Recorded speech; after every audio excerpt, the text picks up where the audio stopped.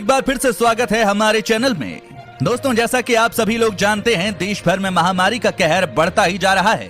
इस बीच कई राज्यों ने अपने यहाँ लॉकडाउन को भी बढ़ा दिया है। इस बीच कुछ बड़ी और महत्वपूर्ण खबरें निकल कर आ रही हैं, जिनका जानना आपके लिए बहुत जरूरी है। दोस्तों, बात करें कोरोना मरीजों की, तो देश में पिछले 24 घंटे में 37,724 नए केस, 648 मौत हुई। मरीजों का आंकड़ा 12 लाख के करीब। इसी के साथ दोस्तों, आज की बड़ी खबर में आप देखेंगे, एलएसी पर भारत ने बदल दी रणनीति, अब पीछे नहीं हटाएगी सेना, ड्रैगन को दिखाएंगे आईना। चालाक चीन के लिए भारतीय सेना ने अपनी योजना में बदलाव किया है, जिससे चीन पर बहुत बड़ा असर पड़ने वाला है। आगे हम आपको इस पूरी खबर को दिखाएंगे। साथ ही साथ खुलासा, घर बैठे बैठे भी हो सकते हैं कोरोना से संक्रमित, इन सब बातों का रखें ध्यान। जी हां, एक बेहद चौंकाने वाला दावा किया जा रहा है, जिसे सुनकर आपके होश उड़ जाएंगे। आपको बता दें, एक दावे के अनुसार कोरोना में घर पर बैठे लोगों को महामारी का ज्यादा खतरा बताया जा रहा है। आगे हम जानेंगे इस पूरी खबर को। और अगली बड़ी खबर में, देसी इलाज से भी सस्ता पड़ेगा कोरोना का टीका, मात्र इतनी होगी कीमत। अगर आप भी कोरोना के टीके का इंतजार कर रहे हैं, तो आपके लिए एक बड़ी खबर है। आपको बता दें, कोरोना का टीका आपके देसी इलाज से भी सस्ता होने वाला है। पूरी खबर जानने के लिए बने रहिए हमारे साथ वीडियो में। और अगली बड़ी खबर में, आम आदमी को लगेगा बड़ा झटका, इस वजह से महंगी हो सकती हैं रोजमर्रा की चीजें। कोरोना काल में रोजमर्रा की चीजों की कीमत लगातार बढ़ रही है। सब्जियों के दाम तो आसमान छू रहे हैं। ऐसे में कुछ घरेलू उपयोग में आने वाली चीजें भी महंगी होने वाली हैं। आगे हम आपको इस पूरी खबर को दिखाएंगे। साथ ही दोस्तों, चीनी सामान को पूरी तरह से रोकने के लिए फुल एक्शन में भारत सरकार अब बनाया नया प्लान। आगे हम आपको इस पूरी खबर को बताएंगे। दोस्तों, ये सभी खबरें जानना बेहद जरूरी हैं। खबरों को विस्तार से जानने के लिए बने रहिए हमारे साथ। लेकिन उससे पहले दोस्तों, इस वीडियो को बनाने में मुझे बहुत मेहनत लगती है, तो मेरी इस मेहनत के लिए इस वीडियो पर एक छोटा सा लाइक जरूर करिएगा। तो चलिए बिना देरी किए लिए चलते हैं आपको आज की सबसे पहली खबर की तरफ। लद्दाख में एलएसी पर भारत ने बदली रणनीति, अब पीछे नहीं हटाएगी सेना, ड्रैगन को दिखाएंगे आईना। आपको बता दें, भारत और चीन के बीच लद्दाख सीमा पर तनाव जारी है, जहां मौजूदा समय में दोनों देशों की सेनाएं समझौते के तहत एलएसी से कुछ पीछे आई हैं। वहीं कई अन्य इलाकों में चीनी सेना अब भी समझौते का उल्लंघन कर निर्माण कार्यों में जुटी है। ऐसे में भारत की तरफ से भी अब एलएसी में कुछ जगहों पर सेना की टुकड़ियों को बनाए रखने की तैयारी की जा रही है। भारतीय सेना अब अंदरूनी इलाकों में चीन की पीएलए का सामना करने के लिए 3 डिवीजन की अतिरिक्त टुकड़ियां तैनात ही रखेगा। आपको बता दें, चीनी सेना अब तक भारत के 4 इलाकों में घुसपैठ को अंजाम दे चुकी है। 14 जुलाई को कोर कमांडर स्तर की वार्ता के बावजूद चीनी सेना अब तक सिर्फ 2 जगहों से ही पीछे हटी है। ये जगहें गलवान घाटी और हॉट स्प्रिंग गोगरा सेक्टर हैं। हालांकि पैंगोंग सो और डेपसांग इलाके में चीनी सेना पीछे हटने को तैयार नहीं है। सूत्रों का कहना है कि फिलहाल दोनों देशों के बीच किसी भी तरह की सैन्य या राजनयिक स्तर की वार्ता की योजना नहीं है। ऐसे में इन इलाकों में चीन के समझौते के उल्लंघन की बात भी जल्द नहीं हो सकती। और अगली बड़ी खबर में खुलासा, घर बैठे बैठे भी हो सकते हैं कोरोना से संक्रमित, इन सब बातों का रखें ध्यान।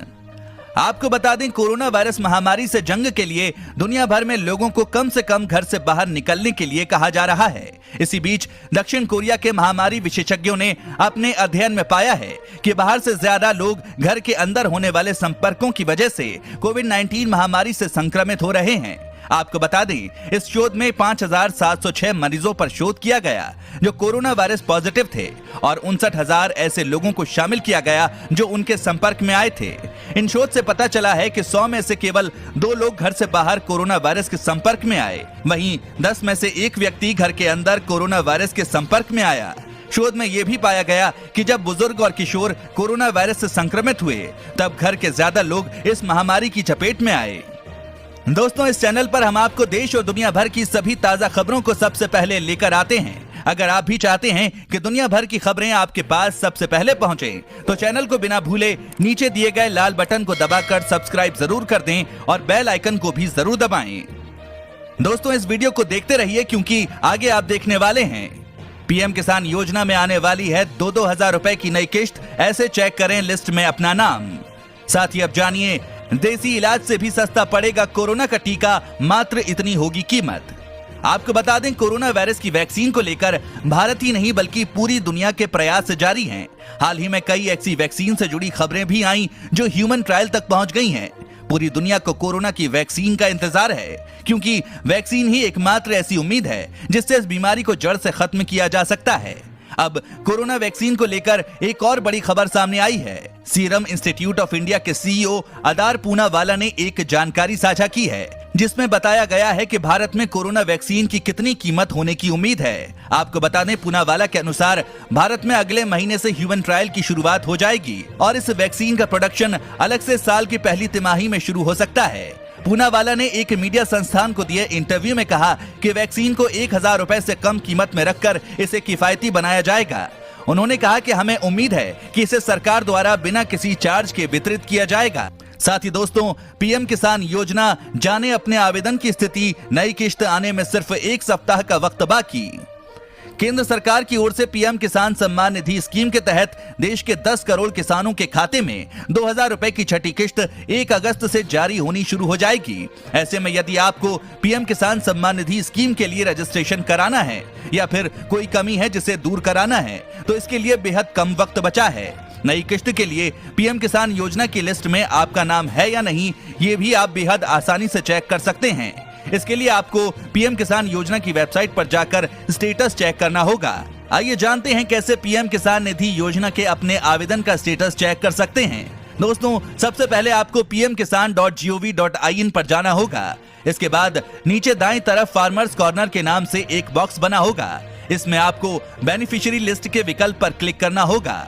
बेनिफिशियरी लिस्ट पर क्लिक करने पर एक नया पेज खुलेगा। यहाँ आपको अपना राज्य, जिला, उप जिला, ब्लॉक और गांव चुनना होगा। यहाँ गांव का अर्थ आपकी ग्राम सभा से है। पूरी डिटेल भरने के बाद गेट रिपोर्ट पर क्लिक करना होगा। इसके बाद आपके सामने पूरी लिस्ट खुलकर आ जाएगी। यहाँ आप अपने नाम के अलावा पूरी ग्राम सभा के सभी लाभार्थियों के नाम भी देख सकते हैं। इस लिस्ट के आधार पर ही पीएम किसान योजना की किश्तों को जारी किया जाता है। यदि आपका नाम इस लिस्ट में है तो ये समझें कि आगामी किश्तें आपके खाते में आ जाएंगी। साथ ही दोस्तों, बढ़ते हैं अगली खबर पर। कोरोना के खात्मे के लिए केंद्र सरकार का टेस्टिंग पर जोर, जल्द ही रोज 10 लाख सैंपल होंगे टेस्ट। देश में कोविड-19 के मामले तेजी से बढ़ते जा रहे हैं। कोरोना वायरस के संक्रमण से निपटने में टेस्ट बड़ा हथियार है। केंद्र सरकार टेस्ट पर जोर दे रही है। टेस्ट की संख्या लगातार बढ़ाई जा रही है। जल्द ही इसे बढ़ाकर 5 लाख से 5.5 लाख करने का टारगेट है। सरकार के सूत्रों के मुताबिक इस टारगेट को जल्द पूरा कर लिया जाएगा। इसके बाद रोजाना 10 लाख लोगों के सैंपल के टेस्ट करने का लक्ष्य है। फिलहाल देश भर में रोजाना औसतन 3.5 लाख कोरोना सैंपल की जांच हो रही है। पिछले कुछ समय से ये देखा गया कि टेस्ट की संख्या में लगातार इजाफा हो रहा है। स्वास्थ्य मंत्रालय का मानना है कि सोशल डिस्टेंसिंग, हैंड हाइजीन और मास्क के इस्तेमाल के अलावा टेस्ट कोरोना से लड़ने का बड़ा हथियार है। टेस्ट के जरिए संक्रमण का पता समय रहते लगाया जा सकता है। अगली बड़ी खबर में दोस्तों, राशन कार्ड से जुड़ी कोई भी समस्या घर बैठे हो जाएगी दूर। जाने क्या है प्रोसेस। अगर आपके पास राशन कार्ड है तो ये खबर आपके काम की है। दोस्तों, अगर राशन कार्ड में घर का पता बदलवाने, परिवार के सदस्यों के नाम डिलीट करवाने, डुप्लीकेट राशन कार्ड, दिल्ली से राशन कार्ड ट्रांसफर करवाने और मोबाइल नंबर अपडेट करवाने के लिए आप डोर स्टेप डिलीवरी सेवा का फायदा ले सकते हैं। ये सर्विस अभी दिल्ली के बाशिंदों को मिल रही है। दिल्ली सरकार ने बीते साल जून में ये सर्विस शुरू की थी। दूसरे राज्यों में ये सर्विस ऑनलाइन चल रही है। सीएससी भी इसमें मदद कर रहे हैं। इस योजना में राशन कार्ड के साथ और कई सर्विस मिल रही हैं। सरकारी सेवाओं की होम डिलीवरी योजना के तहत 30 से अधिक सर्विस अभी मिल रही हैं। इससे दिल्ली वालों को डबल फायदा हुआ है, क्योंकि दिल्ली में घर घर राशन पहुंचने की सुविधा भी इस साल के अंत तक शुरू हो जाएगी। घर घर राशन योजना के लागू होने पर लोगों के घर पर राशन भिजवाया जाएगा। अगली बड़ी खबर में, बकरीद को लेकर योगी सरकार की गाइडलाइन, लगाई इस चीज पर रोक। आपको बता दें, ईद उल अजहा मुसलमानों के प्रमुख त्योहारों में से एक है। इस साल कोरोना संकट और सावन के महीने को देखते हुए उत्तर प्रदेश की योगी सरकार ने बकरीद और जानवरों की कुर्बानी के लिए गाइडलाइन जारी की है। सरकार ने कोरोना के संक्रमण के डर से सभी धार्मिक स्थलों के लिए भी दिशा निर्देश जारी किए हैं। इन निर्देशों के मुताबिक किसी भी धार्मिक स्थल में सामूहिक रूप से भीड़ इकट्ठा न की जाए। इसके अलावा यूपी के डीजीपी द्वारा जारी किए पत्र में पुलिस अधिकारियों से कहा गया कि कुर्बानी के दौरान गौवंश की हत्या से कई बार पहले भी सांप्रदायिक तनाव उत्पन्न हुआ है, इसलिए इस बात का खास ध्यान रखा जाना चाहिए। साथ ही गाइडलाइन में कहा गया कि पुलिस लाउड स्पीकर का इस्तेमाल कर लोगों को सोशल डिस्टेंसिंग का पालन करने के लिए जागरूक करे। सोशल मीडिया पर भी नजर बनाए रखें। भ्रामक सूचना प्रसारित करने वालों के खिलाफ सख्त कार्रवाई की जाए। थाना अध्यक्ष और क्षेत्राधिकारी छोटी से छोटी घटना को गंभीरता से लें। साथ ही यूपी में खुलेगी रोजगार की राह, कई जापानी कंपनियां निवेश को उत्सुक। कोरोना संकट के बीच कंपनियां निवेश से बच रही हैं। आबादी के लिहाज से देश के सबसे बड़े राज्य उत्तर प्रदेश के लिए गुड न्यूज है। यहां आधे दर्जन से ज्यादा जापानी कंपनियों ने निवेश की इच्छा जताई है। अंग्रेजी अखबार फाइनेंशियल एक्सप्रेस की खबर के मुताबिक मायाची कॉर्प और टोकाची कॉर्प जैसी जापानी कंपनियों ने निवेश के लिए उत्सुकता जाहिर की है।